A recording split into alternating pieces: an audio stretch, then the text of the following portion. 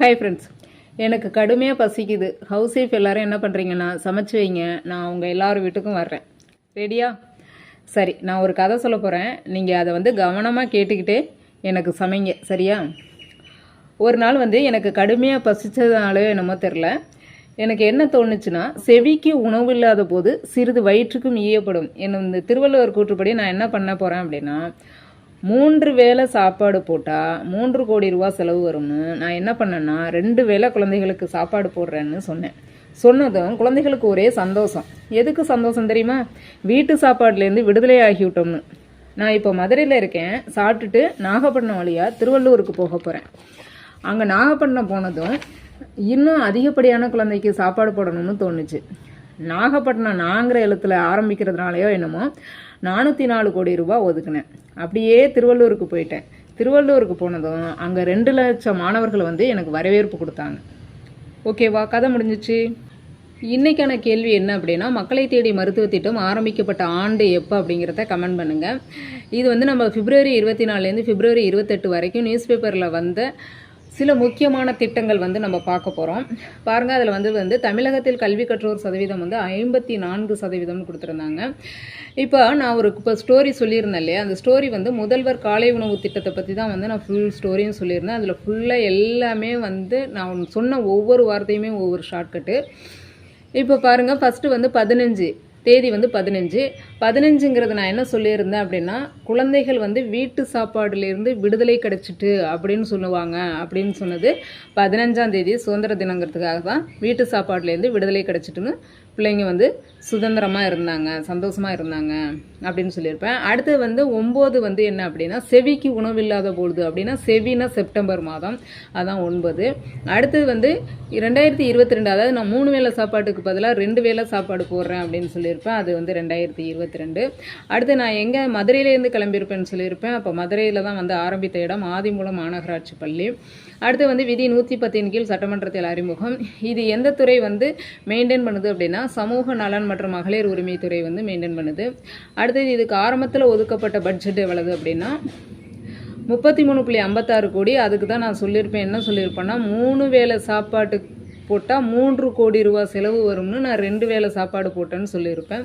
அப்போ 3 வேளை சாப்பாடு 3 கோடி செலவு, அப்போ 33 கோடி பட்ஜெட். ஆரம்பிக்கும்போது ஒதுக்கின பட்ஜெட் 33.56 கோடி.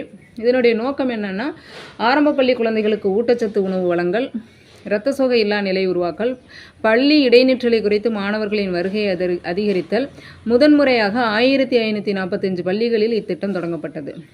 அப்போ விடுதலைங்கையிலே நமக்கு 15 ஞாபகம் வந்துடணும். அப்போ 1545ன்னு ஞாபகம் வச்சுக்கோங்க. ஓகேவா? அடுத்தது விரிவாக்கம் செஞ்சது நான் என்ன சொல்லியிருந்தேன் அப்படின்னா, மதுரையிலேருந்து நாகப்பட்டினம் கிளம்பி போகிறேன்னு சொல்லியிருந்தேன். நாகப்பட்டினம் நாங்கிற எழுத்தில் ஆரம்பிக்கிறதுனாலே என்னமோ 404 கோடி ரூபா ஒதுக்கியிருக்கேன் அப்படின்னு சொன்னேன். அப்போ அவங்க விரிவாக்கம் செஞ்சது எங்கே அப்படின்னா, நாகப்பட்டினம் திருக்குவளையில் ஒதுக்கின அமௌண்ட் 404.41 கோடி. எப்போ அப்படின்னா 25 ஆகஸ்ட் 2023. 15ஆம் தேதி அவங்க குழந்தைங்க என்ன சொல்கிறாங்க, எங்களுக்கு வீட்டு சாப்பாடுலேருந்து விடுதலை கிடச்சிருச்சு. அப்போ 15ங்கிறதுனாலே என்னமோ தெரியல, விரிவாக்கம் செஞ்சது 25ல் செஞ்சுருக்காங்க. ஆகஸ்ட்டுங்கிறது என்ன, ஆகஸ்ட் மாதம் விடுதலைக்குரிய மாதம். அப்போ இங்கே இதில் மெயினாக நீங்கள் கீவேர்டை நல்லா தெரிஞ்சுக்கணும்.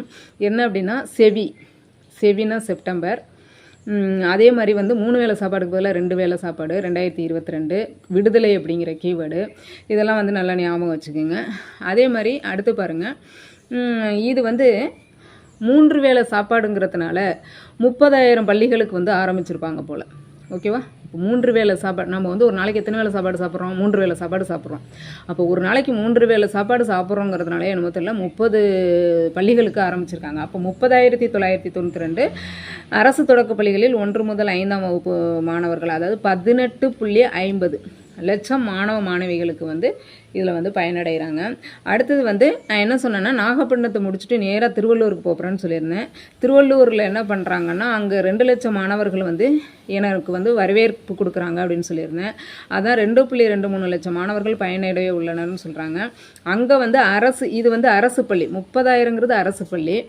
3 வேளை உணவுன்னு சொன்னோம் இல்லையா, 3 வேளை உணவுங்கிறதுனால 30,000 அரசு பள்ளி, 3,000 அரசு உதவி பெறும் பள்ளி. அப்படிங்கிறத ரவுண்ட் பண்ணி மனப்பாடம் பண்ணிக்கோங்க. ரொம்ப அக்யூரேட்டாலும் எல்லா நம்பர்ஸையும் வந்து நம்மளால் மெமரி பண்ண முடியாது. அதனால் நீங்கள் என்னென்னா ஒரு நாளைக்கு 3 வேளை சாப்பாடுங்கிறதுனால 30,000 அரசு பள்ளி, 3,000 அரசு உதவி பெறும் பள்ளி அப்படிங்கிற மாதிரி மைண்ட் பண்ணிக்கோங்க. இவர் வந்து திருவள்ளூர் மாவட்டம் கடம்பத்தூர் ஊராட்சி ஒன்றியம் கீழச்சேரியில் அரசு உதவி பெறும் புனித அன்னாள் தொடக்கப்பள்ளி. இது வந்து அரசு உதவி பெறும் பள்ளியை வந்து ஓப்பன் பண்ணி வச்சது எங்கே அப்படின்னா திருவள்ளூரில். அரசு பள்ளியை தொடங்கி வச்சது மதுரையில், விரிவாக்கம் செஞ்சது நாகப்பட்டினத்தில். ஓகேவா? இவ்வளவு தான் வந்து நமக்கு காலை உணவு திட்டம். இது வந்து ஈஸியாக அந்த ஸ்டோரி மட்டும் ஞாபகம் இருந்துச்சுன்னா ஈஸியாக மெமரியில் வச்சுக்கலாம். நம்ம பார்க்கக்கூடிய அடுத்த திட்டம் என்ன அப்படின்னா இன்னுயிர் காப்போம் நம்மை காக்கும் 48 திட்டம். இதுக்கான குட்டி ஸ்டோரி பார்க்கலாமா? என்ன அப்படின்னா செங்கங்கள் அடிபட்டு ஆக்சிடெண்ட் ஆனால் ஃபஸ்ட்டு நம்ம என்ன பண்ணுவோம் 48 மணி நேரத்துக்குள்ளே அப்படின்னா மருத்துவமனைக்கு போவோம். அது 48 மணி நேரங்கிறதுனாலே என்னமோ தெரில, 4ல் ஆரம்பிக்கிற மருத்துவமனைகள் 408, 4ல் முடிகிற தொலைபேசி எண் 403 விருதுகள். ஓகேவா? இதுதான் வந்து ஷார்ட்கட்டு. ஓகே, நம்ம இப்போ வந்து பார்க்கலாம். இப்போ செங்கல்னால அடிபட்டுன்னு சொன்னேன். செங்கல்பட்டு, அடிபட்டு, டி டிசம்பர் மாதம், பட்டு 18. ஃபஸ்ட்டு நம்ம என்ன பண்ணுவோம் 48 மணி நேரத்துக்குள்ளே? ஃபஸ்ட்டு 48 மணி நேரத்துக்குள்ளே, ஃபஸ்ட்டுங்கிறது 2021, 48 மணி நேரத்துக்குள்ளே மருத்துவமனைக்கு போகும்னு சொல்லியிருக்கோம். நோக்கம் என்னன்னு பார்த்தீங்க அப்படின்னா சாலை விபத்தால் ஏற்படும் உயிரிழப்பை குறைக்க. மொத்தம் எத்தனை மருத்துவமனை? 609 மருத்துவமனை, 201 அரசு மருத்துவமனை, 408 தனியார் மருத்துவமனை.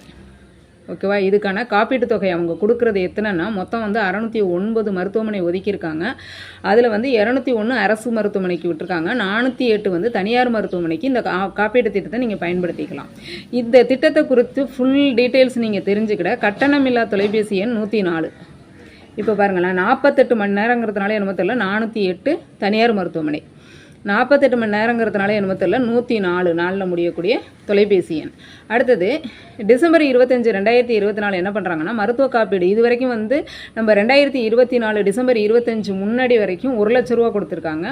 இதுக்கும் பிறகு வந்து 2 லட்சம் ரூபாயாக உயர்வு செஞ்சுருக்காங்க. அடுத்தது வந்து ஜனவரி 22, 2025 அவர் வந்து சுகாதாரத்துறை அமைச்சர் சொன்னது என்ன அப்படின்னா 403 விருதுகள் வந்து இது வரைக்கும் தமிழக சுகாதாரத்துறைக்கு வந்து கிடச்சிருக்கு. இதில் வந்து இது வரைக்கும் வந்து அதாவது எல்லாமே 4 நாளுங்கிறதுனாலே என்னமோ தெரில, உயிர்களை மட்டும் வந்து 3 லட்சம் உயிர்கள் தான் வந்து காப்பாற்றப்பட்டுள்ளன. அப்போ அதுலேருந்து 1 லட்சம் குறைஞ்சிருச்சு. எல்லாமே 4 நாளுங்கிறதுனால அதுலேருந்து 1 குறைஞ்சி 3 லட்சம் உயிர்கள் காப்பாற்றப்பட்டன. அரசு செலவு செய்துள்ள தொகை வந்து $282 கோடி. இது எப்படி ஞாபகம் வச்சுக்கலாம்னா 48 மணி நேரத்தில் அப்படிங்கிறதுனால இது 28ன்னு ஆரம்பிக்குது போல். நம்ம 48 மணி நேரத்துக்குள்ளே மருத்துவமனைக்கு போகணுங்கிறதுனால அது 48ங்கிறதுனால இது 28ல் ஆரம்பிக்குது, 282 கோடி. அடுத்தது பாருங்கள், 45 கலைஞர்கள் மற்றும் வாரிசுகளுக்கு நலத்திட்ட உதவிகள். அதாவது இயலிசை நாடக மன்றம் சார்பில் கலைமாமணி விருது பெற்ற நலிந்த நிலையில் வாழும் 10 கலைஞர்களுக்கு வந்து தலா 1 லட்சம் வந்து நிதி உதவி கொடுத்துருக்காங்க. அடுத்து பாருங்க, அரிய கலைகள் சார்ந்த நூல்களை பதிப்பிக்க 5 நூலாசிரியர்களுக்கு தலா ரூ. 2 லட்சம். இது வந்து கூட கேட்க வாய்ப்பு இருக்குது. ஏன்னா வந்து நூல்களை பதிப்பிக்க வந்து எவ்வளோ நிதி உதவி கொடுத்தாங்க அப்படின்னு கூட கேட்கலாம். அடுத்து வந்து நாட்டிய நாடகங்களை தயாரித்து மேடையேற்றம் செய்ய 10 கலைஞர்களுக்கு வந்து தலா 1.5 லட்சம் வந்து கொடுத்துருக்காங்க. அடுத்து வந்து மறைந்த 20 கலைஞர்களின் வாரிசுக்கு குடும்பத்துக்கு வந்து 25,000 ரூபா வந்து கொடுத்துருக்காங்க. ஓகேவா? இதான் வந்து திட்டங்கள். அடுத்தது இந்த இருமொழி கொள்கையை பற்றி 1 வாரமாக வந்து கண்டினியூவாக வந்துக்கிட்டே இருக்குது. அதனால இதுலேருந்து ஏதாவது கேள்விகள் வர கண்டிப்பாக வாய்ப்பு இருக்குது. அந்த மாதிரி ரிப்பீட்டட் நியூஸ் கண்டினியூவாக வந்துக்கிட்டே இருக்குது அப்படின்னா அதுலேருந்து ஏதாவது கேள்விகள் இடம்பெறலாம். பாருங்கள், இந்தி எதிர்ப்பு போராட்டம், இந்தியில் ஹிந்தி எதிர்ப்பு போராட்டம் அது வந்து 1937 உங்களுக்கு படிச்சிருப்பீங்க நீங்கள். ராஜாஜி காலகட்டத்தில் அவர் வந்து ஹிந்தி கொண்டு வந்தார். அப்போதைய எதிர்கட்சி வந்து யார் அப்படின்னா நீதி கட்சி. அவங்களும் பெரியாரும் வந்து கடுமையான போராட்டம் நடத்தினாங்க. கிட்டத்தட்ட வந்து 3 வருஷம் போராட்டம் நடத்தியிருக்காங்க. அதுக்கு பிறகு வந்து 1940 சென்னை மாகாண ஆளுநர் ஜான் எர்ஸ்கின் பிரபு வந்து அந்த சட்டத்தை வந்து நீக்கினார். அடுத்தது 1960 திரும்ப வந்து இந்திய எதிர்ப்பு போராட்டம் நடந்தது. அடுத்து 1961 என்ன பண்ணுறாங்க அப்படின்னா மும்மொழி கொள்கையை வந்து முதலமைச்சர் மாநாடு, அதாவது இந்தியா லெவலில் ஃபுல்லாக வந்து முதலமைச்சர் மாநாடுன்னு நடத்துகிறாங்க. அதில் வந்து சமரச கொள்கையாக ஒப்புக்கொள்ளப்பட்டது. ஆனாலுமே தமிழகம் வந்து அதற்கு வந்து எதிர்ப்பு தெரிவிச்சுக்கிட்டு தான் இருந்தது. அடுத்து வந்து 1968 வந்து மும்மொழி கொள்கையை மாற்றி இருமொழி கொள்கையாக சட்டமன்ற தீர்மானத்தின் மூலம் மாற்றினார் அண்ணா. இது கூட கேட்கலாம். மும்மொழி கொள்கையை இருமொழி கொள்கையாக மாற்றப்பட்டது எந்த ஆண்டுன்னு கேட்கலாம், அல்லது மாற்றியவர் யாருன்னு கேட்கலாம். 1968 அண்ணா. அதே மாதிரி எந்தெந்த காலகட்டத்தில் இந்திய எதிர்ப்பு போராட்டம் நடைபெற்றதுன்னு கூட கேட்கலாம். 1937, 1960. ஓகேவா? ஓகே ஃப்ரெண்ட்ஸ், வீடியோஸில் வந்து சொன்ன ஷார்ட்கட்டு ஸ்டோரி இதெல்லாம் வந்து புரிஞ்சுதா இல்லை உங்களுக்கு வந்து இது யூஸ்ஃபுல்லாக இருந்துச்சா அப்படிங்கிறத வந்து கமெண்ட் பண்ணுங்கள். வீடியோஸ் பிடிச்சிருந்துச்சுன்னா லைக் பண்ணுங்கள். உங்களுடைய ஃப்ரெண்ட்ஸுக்கெல்லாம் வந்து ஷேர் பண்ணிவிடுங்க. ஓகே, நன்றி. நெக்ஸ்ட் வீடியோவில் பார்க்கலாம்.